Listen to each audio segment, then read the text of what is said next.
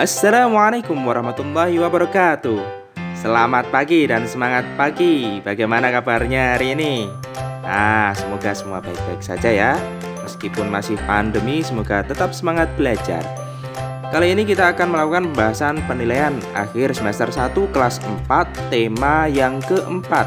Seperti biasanya, di tema keempat akan ada 5 muatan pelajaran. Ada PPKN, Bahasa Indonesia, IPA, IPS, dan SPDP. Langsung saja kita masuk ke kode A. Muatan PPKN. Pertanyaan nomor 1. Gambar di samping adalah lambang sila Pancasila yang berbunyi apa? Gambarnya beringin, berarti sila ketiga bunyinya Persatuan Indonesia. Nomor 2. Ketika melihat temannya yang jatuh dari sepeda, Dodi tidak menolong tapi malah tertawa. Perbuatan Dodi ini tidak sesuai dengan pengamalan Pancasila. Sila keberapa? Sila yang kedua. Kenapa kok yang kedua? Coba dibaca. 1. Ketuhanan yang Maha Esa. 2. Kemanusiaan yang adil dan beradab. Kemanusiaan, sifat kemanusiaan itu suka menolong. Yang adil berlaku pada semua orang, serta beradab. Manusia yang beradab pasti kalau ada temannya yang mengalami kesulitan, mengalami musibah, pasti akan dibantu. Nah, berarti Dodi tidak sesuai dengan sila kedua. Nomor 3. Contoh pengamalan sila pertama Pancasila yang ada di sekolah. Pengamalan sila pertama berarti sikap keagamaan, kemudian ibadah, toleransi. Nah, kira-kira yang mana ya? Apakah berdoa sebelum dan sesudah belajar? Ya, betul. Aktif dalam diskusi kelompok. Kegiatan ibadahnya apa ya? Kemudian yang C, menjenguk teman yang sedang sakit. Kurang tepat. Yang D, mengerjakan soal ujian dengan jujur. Yang paling tepat yaitu berdoa. Nah, sila pertama itu hubungannya kepada Tuhan, sehingga berdoa yang paling tepat. Nomor 4. Gemar memakai produksi dalam negeri merupakan pengamalan Pancasila sila keberapa? Kata kunci dari memakai produksi dalam negeri adalah dia bangga menjadi Indonesia. Dia juga tidak malu menjadi Indonesia. Kenapa kok seperti itu? Karena dia memiliki jiwa persatuan yang sangat tinggi. Sehingga karena dia memiliki jiwa persatuan yang sangat tinggi, otomatis dia pasti melaksanakan pengamalan Pancasila yang keberapa? Sila ke-3, Persatuan Indonesia. Saking cintanya dia bangga memakai produksi dalam negeri. Pertanyaan yang nomor 5. Tuliskan 3 kegiatan sehari-hari yang sesuai dengan pengamalan sila 1 Pancasila. Berikut contoh jawabannya. Yang pertama, percaya adanya Tuhan, beriman pada Tuhan, beriman pada agamanya masing-masing. Yang kedua, kalau sudah beriman dia pasti melaksanakan ibadah sesuai agamanya masing-masing. Ya, kalau orang Islam pasti mau melaksanakan sholat, puasa, dan sebagainya. Nah, kita lanjutkan. Jawaban yang ketiga, toleransi antar umat beragama. Orang yang Islam tidak boleh memaksa orang lain untuk masuk Islam. Orang Nasrani tidak boleh memaksa orang lain masuk agama Nasrani. Ya, sehingga toleransi ini juga misalkan kita punya teman yang beragama yang berbeda, dia waktunya ibadah, kita persilahkan. Selanjutnya, kode B, bahasa Indonesia. Pertanyaannya ada 1 paragraf untuk menjawab 3 pertanyaan. Kita baca dulu pertanyaannya. Pertanyaan nomor 1, perbedaan watak tokoh Dayu dan Beni. Pertanyaan nomor 2, pesan moral yang dapat diambil dari cerita di atas. Nomor 3, pesan moral yang terkandung dalam sebuah cerita disebut apa? Untuk menjawab nomor 1 kita harus baca dulu supaya tahu wataknya Dayu dan Beni bagaimana. Kita baca ya, 1, 2, 3.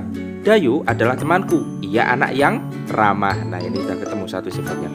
Meskipun lama tinggal di Jakarta, logat bahasa Dayu masih sangat kental dengan logat Bali. Hal ini sering membuat Beni sering menertawakan Dayu. Beni sering mengejek Dayu. Hal itu sering membuat Dayu sedih.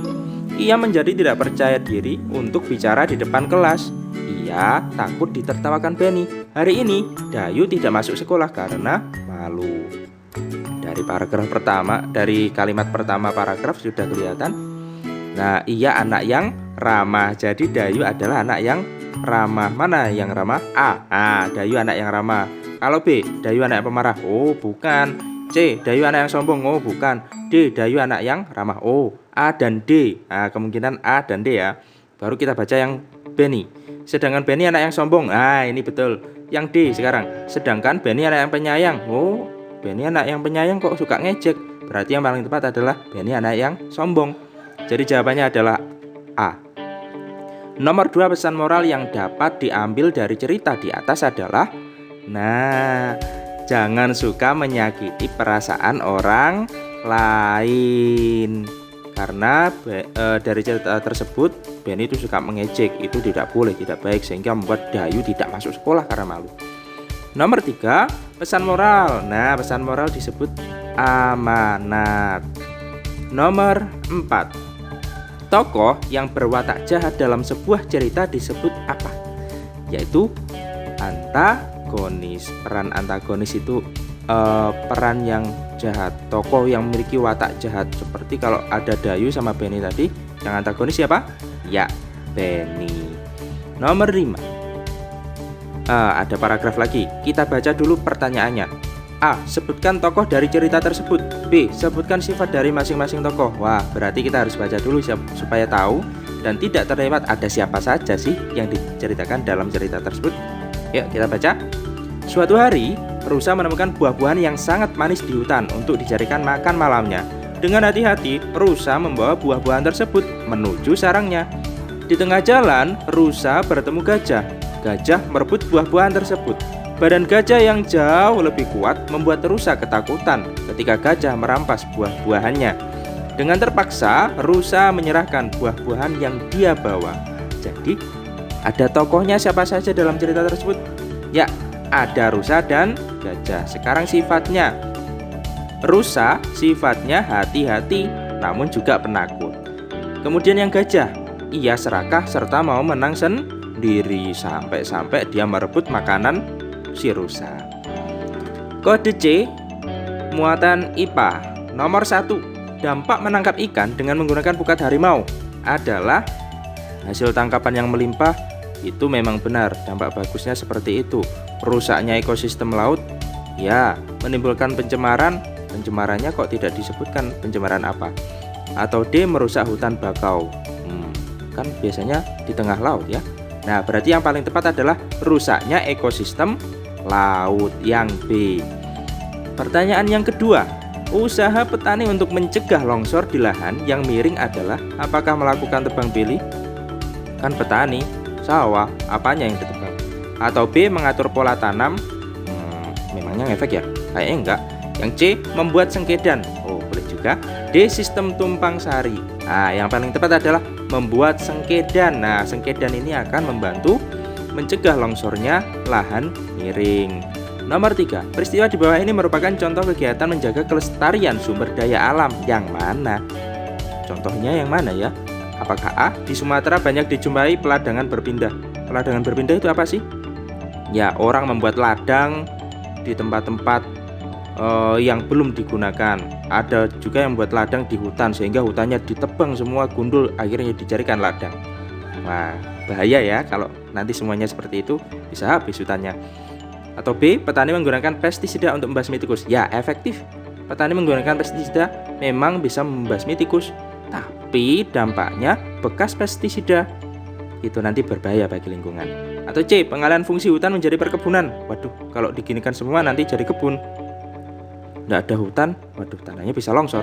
Atau D, Pak Budi menanam pohon di halaman rumahnya. Nah, ini dia yang paling tepat.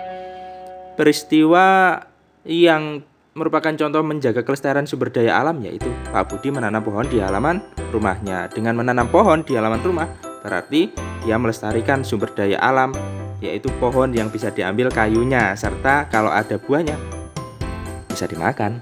Enak ya. Selanjutnya, nomor 4. Untuk mencegah erosi dan abrasi di daerah pinggir pantai ditanami apa? Ditanami bakau. Nah, ini sangat efektif untuk mencegah erosi dan abrasi di pinggir pantai. Nomor 5, tuliskan 3 tindakan yang bisa menyebabkan kerusakan hutan. Ada banyak. Contoh jawaban yang pertama, melakukan penebangan liar. Wah, hutan bisa gundul nanti Kalau gundul bisa-bisa banjir karena tidak ada yang menyerap air. Kalau udah banjir, tanahnya nanti ikut tergerus, akhirnya longsor. Wah, siapa yang rugi? Manusia sendiri. Kemudian pembakaran hutan. Pembakaran hutan ini bahkan sangat berbahaya. Kalau sudah terbakar hutannya, maka akan merembet dan akan sangat sulit dimatikan.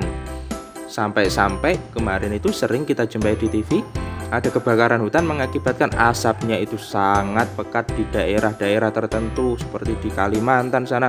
Kasihan, sampai ada bayi yang masuk rumah sakit karena tidak bisa bernafas dengan udara yang bersih karena dipenuhi dengan asap. Bahkan mau naik motor pun takut nabrak karena jalannya tidak kelihatan. Selanjutnya ladang berpindah. Nah, seperti yang sudah dijelaskan tadi, kalau semuanya bikin ladang, wah bahaya, nanti hutannya habis. Selanjutnya kode D muatan IPS nomor 1. Jenis pekerjaan yang menghasilkan susu, daging, dan telur. Apakah peternak, petani, pedagang, pengrajin? Ya, peternak. Petani hasilnya ya hasil pertanian. Pedagang itu dia tidak menghasilkan barang, dia jasa. Pengrajin menghasilkan barang-barang kerajinan. Nomor 2. Pekerjaan Ayah Beni adalah membuat kerajinan dari bahan tanah liat. Ayah Beni akan mendistribusikan produk buatannya di toko apa? Nah, membuat kerajinan dari bahan tanah liat ya. Berarti di toko kok sembako. Sembako kan buat keperluan sehari-hari. Mebel, oh mebel kan dari kayu. Bangunan, ya bang, oh bangunan, bukanlah. Kalau bangunan nanti jadinya rumah. Ini kan kerajinan, jadi gerabah. Nah, gerabah ya. Nomor 3. Jenis pekerjaan yang bergerak di bidang jasa yang mana? Apakah nelayan? Nelayan kan menghasilkan tangkapan ikan, berarti kan menghasilkan barang, bukan?